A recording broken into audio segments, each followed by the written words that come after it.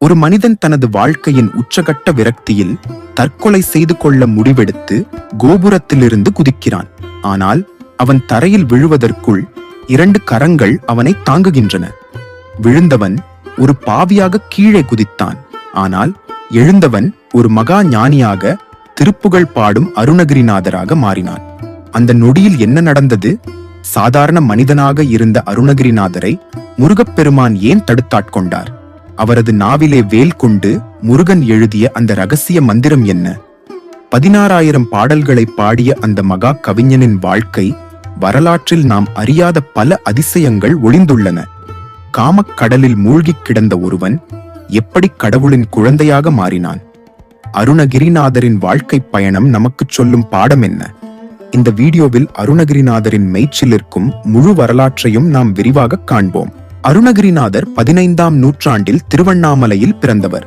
இளமையிலேயே கல்வியிலும் கலையிலும் சிறந்து விளங்கினார். ஆனால் காலம் அவரை தவறான பாதையில் அழைத்துச் சென்றது. சிற்றின்ப மோகத்தில் சிக்கி தனது சொத்துக்கள் அனைத்தையும் இழந்தார். அவரது உடல் நோய்களால் பாதிக்கப்பட்டது. உறவினர்கள் அவரை வெறுத்தனர். தன்னிடம் இருந்த அனைத்தையும் இழந்த பிறகு அவருக்கு தனது தவற்றை உணரும் ஞானம் பிறந்தது. தனது சகோதரியிடம் சென்று உதவி கேட்டபோது அவர் சொன்ன ஒரு வார்த்தை அருணகிரிநாதரின் வாழ்க்கையையே மாற்றியது. உன்னால் எனக்கு கொடுக்க எதுவுமில்லை என்றால் இதோ என் உடலையே பயன்படுத்திக்கொள் என்று தியாகத்தின் உச்சமாக அவர் கூறியபோது அருணகிரிநாதர் நிலைகுலைந்து போனார். தனது இழிவான நிலையை எண்ணி வருந்திய அவர் திருவண்ணாமலை கோபுரத்தின் மீது ஏறி தற்கொலை செய்து கொள்ள துணிந்தார். அங்கிருந்து அவர் குதித்தபோதுதான் முருகப்பெருமான் ஒரு முதியவர் வடிவில் வந்து அவரை தாங்கிப் பிடித்தார். முருகப்பெருமான் அருணகிரிநாதரை தடுத்தாட்கொண்டது மட்டுமல்லாமல் அவருக்கு ஞான உபதேசமும் செய்தார். அருணகிரி நில் என்று கட்டளையிட்ட முருகன் தனது வேலினால் அருணகிரிநாதரின் நாவிலே சரவணபவ் என்னும் 6 எழுத்து மந்திரத்தை எழுதினார். மேலும் முத்தைத்தரு பத்தி திருநகை என்று முதல் அடியை எடுத்துக் கொடுத்து பாடச் சொன்னார். அதுவரை புலம்பிக் கொண்டிருந்த அந்த வாய் இப்போது தெய்வீக தமிழால் பாடத் தொடங்கியது. திருப்புகழ் என்னும் மகா காவியம் பிறந்தது அந்த நொடியில்தான். திருப்புகழ் என்பது வெறும் பாடல் தொகுப்பு மட்டுமல்ல, அது ஒரு மந்திர களஞ்சியம். ஒவ்வொரு பாடலிலும் ஒரு குறிப்பிட்ட சந்தம் இருக்கும்.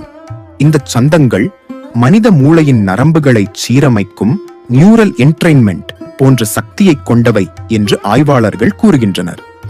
முருகனின் அருளால் அவருக்குள்ளிருந்த அனைத்து நோய்களும் நீங்கி ஒளிமயமான தேகம் பெற்றார். முருகனின் கட்டளைப்படி அருணகிரிநாதர் பல திருத்தலங்களுக்கு பயணம் செய்தார்.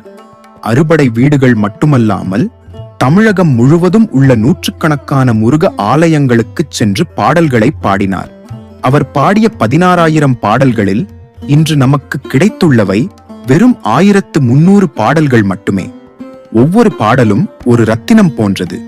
அவர் செல்லும் இடங்களில் எல்லாம் பல அற்புதங்கள் நிகழ்ந்தன. மந்திரவாதிகளின் சூழ்ச்சிகளை முறியடித்தார். மக்களின் துயரங்களை தீர்த்தார். வில்லிபுத்தூரார் என்ற புலவர் தோற்றவர்களின் காதுகளை அறுக்கும் வழக்கம் கொண்டவர். அவருடன் வாதிட்டு அருணகிரிநாதர் வெற்றி பெற்று அவரது செருக்கை அடக்கினார். ஆனால் அவரை தண்டிக்காமல் மன்னித்து அருளினார். இது அருணகிரிநாதரின் கருணை உள்ளத்தை காட்டுகிறது. முருகப்பெருமானை நேரில் காணும் பாக்கியம் அவருக்கு பலமுறை கிடைத்தது. அருணகிரிநாதரின் வரலாற்றில் மிகவும் முக்கியமான பகுதி அவர் கிளி உருவம் எடுத்ததுதான். பிரௌட தேவ மகாராஜன் என்ற மன்னனின் சபையில் இருந்த சம்பந்தாண்டான் என்ற மந்திரவாதி அருணகிரிநாதர் மீது பொறாமை கொண்டான். மன்னனிடம் கூறி அருணகிரிநாதரை தேவலோகத்திலிருந்து பாரிஜாத மலரை கொண்டு வரச் சொன்னான். அருணகிரிநாதர் தனது உடலை ஒரு கோவிலில் விட்டுவிட்டு உயிர் மட்டும் பிரிந்து சென்று கூடு விட்டு கூடு பாய்தல். ஒரு கிளியின் உடலில் புகுந்து பாரிஜாத மலரை தேடிச் சென்றார். இதை பயன்படுத்தி கொண்ட சம்பந்தாண்டான் அருணகிரிநாதரின் உடலை தீயிட்டு எரித்துவிட்டான். திரும்பி வந்த அருணகிரிநாதர் தனது உடல் எரிக்கப்பட்டதைக் கண்டு வருந்தவில்லை. இதுவும் முருகன் செயல் என்று கிளி உருவிலேயே இருந்து கந்தர் அனுபூதி என்னும் அற்புதமான நூலை அருளினார். இன்றும் திருவண்ணாமலை கோபுரத்தில் ஒரு கிளி வடிவம் இருப்பதை நாம் காணலாம். திருப்புகழ் பாடல்களை பாடுவதால் என்ன பலன் கிடைக்கும்? இந்த பாடல்கள் அனைத்தும் சந்தத் தமிழ் என்று அழைக்கப்படுகின்றன. அதாவது ஒரு குறிப்பிட்ட தாளகதியில் இவை அமைக்கப்பட்டிருக்கும். இந்த பாடல்களை உறக்க பாடும்போது நம் உடலில் உள்ள மூச்சு காற்று சீராகிறது. இது ஒரு வகையான பிரீத்திங் எக்ஸர்சைஸ் ஆக செயல்படுகிறது. மன அழுத்தம், பயம், எதிர்மறை எண்ணங்கள் உள்ளவர்கள் திருப்புகழை தொடர்ந்து பாராயணம் செய்தால் அவர்களுக்குள் ஒரு புதிய தன்னம்பிக்கை பிறக்கும். கந்தர் அலங்காரம் மற்றும் கந்தர் அனுபூதி ஆகிய நூல்கள் வாழ்க்கையின் தத்துவங்களை எளிமையாக விளக்குகின்றன. அருணகிரிநாதர் காட்டிய வழி என்பது பக்தியும் தமிழும் கலந்த ஒரு ஞான வழி. அந்த வழியில் நடப்பவர்களுக்கு முருகப்பெருமானின் அருள் எப்போதும் துணை நிற்கும்.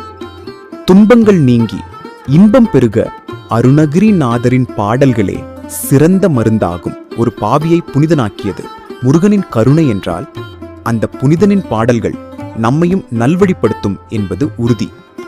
அருணகிரிநாதர் வாழ்ந்த அந்த புனித பூமி நமக்கு பல பாடங்களை கற்றுத்தருகிறது. தவறு செய்வது மனித இயல்பு.